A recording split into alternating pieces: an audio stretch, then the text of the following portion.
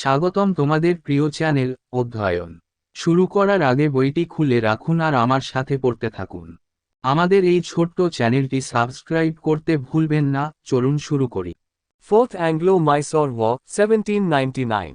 Lord Wellesley sailed for India in 1797, probably the toughest year in English history when England was struggling for its survival against France all over the world. Napoleon Bonaparte had conquered Egypt and Syria and he now turned towards India. In 1801, he made an alliance with Tsar Paul of Russia and drew up a serious plan to invade India via Herat and Kandahar. The English well realized the consequences of a defeat at the hands of Napoleon. It would mean an end to its commerce that had brought it immense financial and political gains. To us, Napoleon's plans may appear fanciful today, but the contemporaries did not regard them as such. To them they posed a very real danger and Wellesley could ill afford to take any risks. চতুর্থ Anglo Mysore যুদ্ধ 1799। Lord Wellesley 1797 সালে ভারতের উদ্দেশ্যে যাত্রা করেছিলেন, সম্ভবত ইংরেজ ইতিহাসের সবচেয়ে কঠিন বছর যখন ইংল্যান্ড সারা বিশ্বে ফ্রান্সের বিরুদ্ধে তার টিকে থাকার জন্য সংগ্রাম করছিল। নেপোলিয়ন বোনাপার্ট মিশর ও সিরিয়া জয় করেছিলেন এবং তিনি এখন ভারতের দিকে ঝুঁকেছেন। 1801 সালে তিনি রাশিয়ার জার পলের সাথে একটি মিত্রতা স্থাপন করেন এবং হেরাত ও কান্দাহার হয়ে ভারত আক্রমণ করার জন্য একটি গুরুতর পরিকল্পনা তৈরি করেন। নেপোলিয়নের হাতে পরাজয়ের পরিণতি ইংরেজরা ভালোভাবেই বুঝতে পেরেছিল, এর অর্থ হবে এর বাণিজ্যের অবসান যা এটিকে প্রচুর আর্থিক ও রাজনৈতিক লাভ এনেছিল। আমাদের কাছে নেপোলিয়নের পরিকল্পনাগুলি আজ কল্পনাপ্রসূত মনে হতে পারে, কিন্তু সমসাময়িকরা সেগুলিকে সেভাবে বিবেচনা করেনি। তাদের কাছে তারা একটি সত্যিকারের বিপদ ডেকে এনেছিল এবং ওয়েলেসলি যে কোনো ঝুঁকি নিতে পারে না। In Napoleon's plans, Tipu Sultan of Mysore saw the right opportunity to oust the English from India. He entered into negotiations with the French and started making elaborate preparations for war with the company. He planted a flag of liberty at Seringapatam, styled himself Citizen Tipu. He employed the French commandant Monsieur Raymond and raised a corps of 14,000 men with his help. নেপোলিয়নের পরিকল্পনায় মহীশূরের টিপু সুলতান ভারত থেকে ইংরেজদের উৎখাত করার উপযুক্ত সুযোগ দেখেছিলেন। তিনি ফরাসিদের সাথে আলোচনায় প্রবেশ করেন এবং কোম্পানির সাথে যুদ্ধের জন্য বিস্তৃত প্রস্তুতি শুরু করেন। তিনি সেরিঙ্গাপটমে একটি স্বাধীনতার পতাকা রোপণ করেছিলেন, নিজেকে নাগরিক টিপু স্টাইল করেছিলেন। তিনি ফরাসি কমান্ড্যান্ট মশিউর রেমন্ডকে নিযুক্ত করেন এবং তার সাহায্যে 14,000 জন লোকের একটি কোর্পস গঠন করেন। Wellesley concluded that it was urgently needed to bring the Indian states under the English sphere of influence and tame not only the actual allies but even the potential allies of France. For this purpose, he tried to convert as many Indian states into the subsidiary allies of the company, either by persuasion or by force. Wellesley উপসংহারে এসেছিলেন যে ভারতীয় রাজ্যগুলিকে ইংরেজদের প্রভাবের অধীনে নিয়ে আসা এবং শুধুমাত্র প্রকৃত মিত্রদেরই নয়, এমনকি ফ্রান্সের সম্ভাব্য মিত্রদেরও নিয়ন্ত্রণ করা জরুরি ছিল। এই উদ্দেশ্যে তিনি অনুপ্রাণিত বা বল প্রয়োগের মাধ্যমে যতগুলি ভারতীয় রাজ্যকে কোম্পানির সহযোগী মিত্রে পরিণত করার চেষ্টা করেছিলেন। After he successfully forced the Treaty of Subsidiary Alliance upon the Nizam, he turned his attention to Tipu Sultan. Wellesley estimated that a French invasion via the Red Sea could only be possible after MID 1799 and he decided to deal with Tipu before that time. After Tipu refused all offers of the Governor-General for acceptance of the subsidiary alliance, war began in February 1799 and was over by May the same year. The English company won a decisive victory at the Battle of Seringapatam, 1799. Tipu was killed during the defense of the city, before French help could reach him. He died a hero's death defending his capital.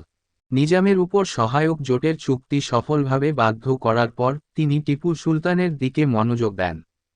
Wellesley অনুমান করেছিলেন যে লোহিত সাগরের মধ্য দিয়ে একটি ফরাসি আক্রমণ কেবল 1799 সালের মাঝামাঝি পরেই সম্ভব হতে পারে এবং তিনি সেই সময়ের আগেই টিপুর সাথে মোকাবিলা করার সিদ্ধান্ত নেন।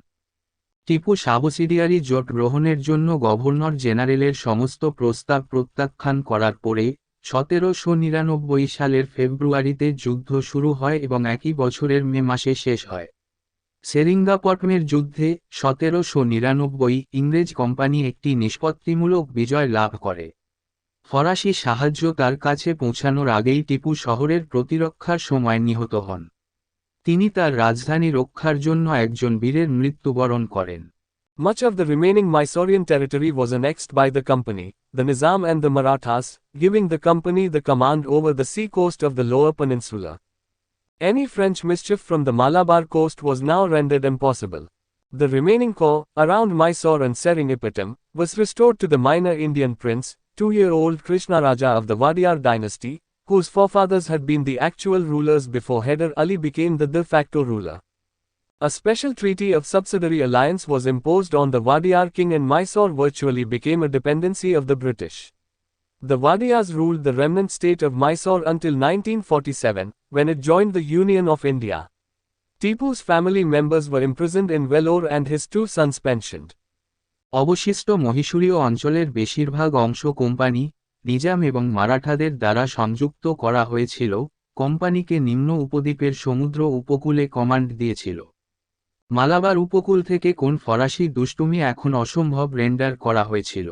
মহীশূর এবং সেরিঙ্গাপটমের আশেপাশে অবশিষ্ট মূল অংশটি নাবালক ভারতীয় রাজপুত্র, ওয়াদিয়ার রাজবংশের 2 বছর বয়সী কৃষ্ণরাজাকে পুনরুদ্ধার করা হয়েছিল, যার পূর্বপুরুষরা হায়দার আলীর প্রকৃত শাসক হওয়ার আগে প্রকৃত শাসক ছিলেন। সাবসিডিয়ারি অ্যালায়েন্সের একটি বিশেষ চুক্তি ওয়াদিয়ার রাজার উপর আরোপ করা হয়েছিল এবং মহীশূর কার্যত ব্রিটিশদের উপর নির্ভরশীল হয়ে পড়েছিল। ওয়াদিয়ারা 1947 সাল পর্যন্ত মহীশূরের অবশিষ্টাংশ শাসন করেছিল, যখন এটি ভারতের ইউনিয়নে যোগ দেয়। টিপুর পরিবারের সদস্যদের ভেলোরে বন্দী করা হয় এবং তার 2 ছেলেকে পেনশন দেওয়া হয়। After the success in the Fourth Anglo-Mysore War, Wellesley arrogantly pronounced, "Now the kingdom of the East is under our feet." চতুর্থ অ্যাংলো মহীশূর যুদ্ধে সাফল্যের পর ওয়েলেসলি অহংকারে উচ্চারণ করেছিলেন, এখন পূর্বের রাজ্য আমাদের পায়ের নিচে। After Mysore, Wellesley turned his attention to Awadh, forcing the Nawab to accept subsidiary alliance 1801. Next Wellesley turned his attention to the Marathas, the only power of importance and French nest outside British protection. The French officers in Scindia's army were beyond Wellesley's toleration and the Maratha influence over the western coast also left open the possibility of French infiltration from that corner. Even though the Governor-General's offer of subsidiary alliance was turned down, internal dissensions in the Maratha camp drove the Peshwa into the company's trap in 1802. মহীশূরের পরে Wellesley আউধের দিকে মনোযোগ দেন, নবাবকে সহায়ক জোট 1801 মেনে নিতে বাধ্য করেন। পরবর্তী ওয়েলেসলি মারাঠাদের দিকে মনোযোগ দেন, যা একমাত্র গুরুত্বের শক্তি এবং ব্রিটিশ সুরক্ষার বাইরে ফরাসি নিয়ে। সিন্ধিয়ার সেনাবাহিনীতে ফরাসি অফিসাররা ওয়েলেসলির সহ্যের বাইরে ছিল এবং পশ্চিম উপকূলে মারাঠা প্রভাবও সেই কোণ থেকে ফরাসি অনুপ্রবেশের সম্ভাবনা উন্মুক্ত করে দিয়েছিল। যদিও গভর্নর জেনারেলের সহায়ক জোটের প্রস্তাব প্রত্যাখ্যান করা হয়েছিল, মারাঠা শিবিরের অভ্যন্তরীণ মতবিরোধ 1802 সালে পেশওয়াকে কোম্পানির ফাঁদে ফেলে দেয়। Anglo-Maratha Wars, DURING 1775–1818. From the ashes of the Mughal Empire had emerged the Marathas as well as the English East India Company. Both had emerged victorious in their own spheres, the Marathas among other Indian states, the English among other European contenders in India. But now, towards the last quarter of the 18th century, the two came face to face and indulged in direct clash and conflict. Anglo Maratha যুদ্ধ 1775 থেকে 1818 সালের মধ্যে মুঘল সাম্রাজ্যের ছাই থেকে আবির্ভূত হয়েছিল মারাঠাদের পাশাপাশি ইংরেজ ইস্ট ইন্ডিয়া কোম্পানি। উভয়ই তাদের নিজ নিজ ক্ষেত্রে বিজয়ী হয়েছিলেন। ভারতের অন্যান্য রাজ্যের মধ্যে মারাঠারা, ভারতে অন্যান্য ইউরোপীয় প্রতিযোগীদের মধ্যে ইংরেজরা। কিন্তু এখন 18 শতকের শেষ ত্রৈমাসিকের দিকে দুজন মুখোমুখি হয়েছিল এবং সরাসরি সংঘর্ষ ও সংঘর্ষে লিপ্ত হয়েছিল। The first, second, and third Anglo-Maratha wars were fought between the army of the English East India Company, which after 1757 was the de facto ruler of Bengal, and the Maratha Empire in the south of India. The Maratha Empire comprised of 5 major chiefs: the Peshwa at Pune, Bhonsle at Nagpur, Scindia at Gwalior, Holkar at Indore and Gaikwad at Baroda. Peshwa was the nominal head of this Maratha confederacy and there existed bitter mutual rivalry among all of them, particularly Scindia and Holkar. The war started in 1775 and ended with British victory in 1818. This left the British in control, directly or indirectly via treaties with princely states, of a vast proportion of India, making India the jewel in the crown of the British Empire. প্রথম, দ্বিতীয় এবং তৃতীয় Anglo Maratha যুদ্ধগুলি ইংরেজ east India কোম্পানির সেনাবাহিনীর মধ্যে সংঘটিত হয়েছিল, যেটি 1757 সালের পর বাংলার প্রকৃত শাসক ছিল এবং ভারতের দক্ষিণে মারাঠা সাম্রাজ্য ছিল।